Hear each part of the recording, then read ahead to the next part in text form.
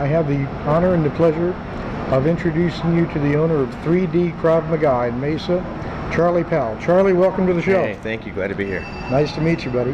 So, tell us about Charley. Wow, that's a big one. Well, okay, first of all, are you an Arizona native? I moved to Arizona in the year 2000, so I've been here for long enough to feel like a native. Okay, yeah, that's quite a bit. I got here in late 75, early 76. But, yeah, so where'd you come from? New Mexico, southern New Mexico. Okay, so it wasn't a great leap to come from one part of the desert to another part of the desert. Often we get people that came in from South Dakota, like actually a friend and client of mine. He came down here to go to ASU to get his graduate degree in engineering, and the first thing he got was, I am not going back to South Dakota. It's very comfortable for me to move to Arizona. So, where did you go? Were your parents from New Mexico, or? Yeah, pretty much. We all grew up in New Mexico somewhere. All right, that's very cool. You know, it's funny. I grew up in Texas. The choice that my dad had when I was a kid was to either go to Texas, to Fort Hood originally, or to go to Arizona. And I understand that was going to be Fort Huachuca, and he chose Texas because my mother loved John Wayne. So it's just amazing how things will take your life in one direction or another. Speaking of one direction or another, let's talk a little bit about Krav Maga. Now, I actually looked up the history of Krav Maga. Okay. I taught myself how to pronounce the man's name. I went and looked at it again today, and I just went blank. Imi Lichtenfeld? Imi, that's it.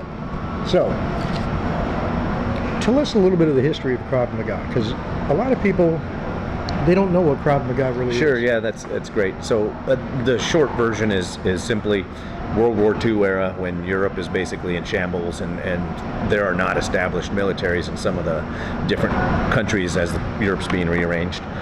Imi, as we kind of denote as our founder here, was kind of a talented both like a gymnast, a martial artist, a boxer. His father was a police officer, and he started banding together communities and villages and going, okay, how can we protect ourselves if we don't have a true military presence to help us out during these times? Being a persecuted Jew, how can we get the normal citizen up to some sort of speed to be able to protect themselves in short order? And that's the genesis of how the system was created. Now, didn't he actually start working on it when he was still in Germany, before he left Germany in '39? He was actually a refugee at one point, you know, and literally fell off a ship trying to escape. He's got his own quite a story. But yeah, he had been developing it, and it didn't turn into something that was truly givable to a civilian, you know, like we know it now. Until about the 80s, but he had also worked when Israel became a state again, became one of their main trainers in the military. And it all started with the idea that let's take a normal person and get them up to speed as fast as possible. Can I take an instinctual movement and simplify it, make it aggressive, but take what a person would normally do and then make it usable? Can we teach them to use it? Right. And the gist of what I got off of the website when I first was reading Imi's story and reading about Krav Maga is that it seemed to be a marriage of martial arts and street fighting. Yeah, and we have taken in this day and age, as we took what is appropriate in martial arts, so we can draw from other systems, but at the same time, let's strip out the things that are either kind of fluffy or complicated and don't work. So if I can take the same sort of motion that is natural and use it in multiple situations, well, let's teach that and get good at it versus a whole bunch of very complicated things. So yes, he's kind of married the martial arts form to something that is usable in the street. That's great. So how long have you been into Krav Maga? So personally, I've been doing roughly 15 years and kind of a student of the arts for most of my life, I'd like to say. What got you into wanting to be an instructor? Well, it's interesting. I guess this Krav Maga was something I was looking for. So being a student of the arts, so to speak, when I truly found Krav Maga, which again was a no-fluff, efficient, practical sort of form to use, where we didn't waste a lot of time. That was something I fell in love with immediately, and I felt very comfortable with the fact that I was doing something useful on day one. So becoming an instructor was sort of a natural path for me, as my instructors would take a little bit me under their wing, just a little bit, and give me a little bit more and encourage me to do it. Sometimes you just fall into a leadership position whether you want to or not. You know, sometimes you become a leader by default. It's like, I have no intention of being a leader, don't want to be a leader, don't want to be responsible for followers, but I'm going this way. Right. And then you got people going that way because you went that way, which effectively makes you a leader. That's exactly kind of how that came about. I didn't really ask for it. It sort of came to me, and I love it. I thrive in it. So how many people do you normally have per class? So our school is relatively small, and we purposely keep it that way. Our classes are anywhere from 14 to 20, Okay. typically. We'd have a couple morning classes, a little smaller, a little more personal, maybe 8 people. So just big enough to have a lot of fun and be real dynamic, but small enough that we're personal and we can deal with each other individually too. Okay, and like other martial arts studios, do they then practice on each other? Yes. Okay. So now there is a slight difference in the way we train, and that's really kind of the magic of how we do things, in that we don't line them up in lines and make everyone do everything perfect. What we do is line you up with a partner and a pad or some other instruction, and we're going to try it. So we practice with each other, on each other. And so by the end of a single class, they will literally have performed in a relative combat speed, whatever we've shown them. So in fact, we try to not be perfect, if that makes sense. Well, it makes sense to me because perfect suggests that there's one way to do it, That's right. and yet one way to do it does not necessarily blend well with different people. Okay?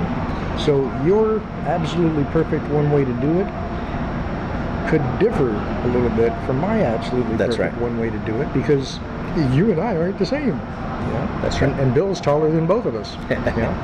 And so it's a matter of, you know, what works for you, right? We have to present the tools, show you how to use those tools, and then you, your body, your mind, and your reactions are going to dictate which tools to use.